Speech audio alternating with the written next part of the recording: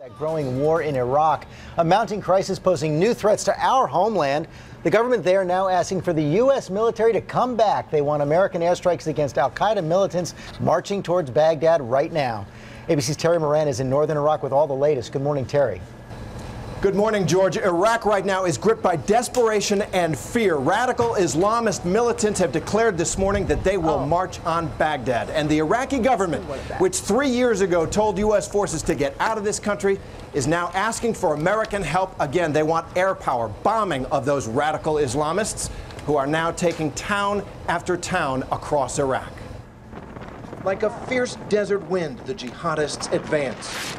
The Iraqi army is in full retreat, simply melting away. The victorious fighters, part of the al-Qaeda-founded group, the Islamic State of Iraq and the Levant, or ISIS, and they are fueled by ruthlessness and religious zeal.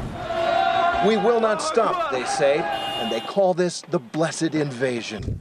The lightning speed of their conquest has shocked the government here and in Washington. They've now taken Mosul, Iraq's second largest city, Tikrit, Saddam Hussein's hometown, Beji, an Iraqi oil refinery town, and today they are taking direct aim at Baghdad. They are well equipped and disciplined, and they now have heavy weapons abandoned by the Iraqi army and almost $500 million in cash seized from local banks. Chaos reigns here. In this refugee camp, wounded children, families with nowhere to go, and fear that their government will now bomb their homes. They will kill all people in there. People here say it took just an hour for the Iraqi army to desert the city of Mosul, dropping their weapons, stripping off their uniforms, and fleeing. American taxpayers paid $14 billion to train and equip that army. George?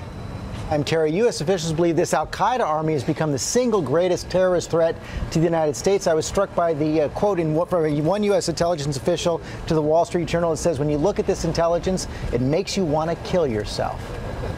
It is a frightening prospect, not just for the people of Iraq and this region, but for the world and for American interests. They are ruthless, they are well-funded, well-organized, and they now have a gigantic patch of territory across two countries to launch further attacks.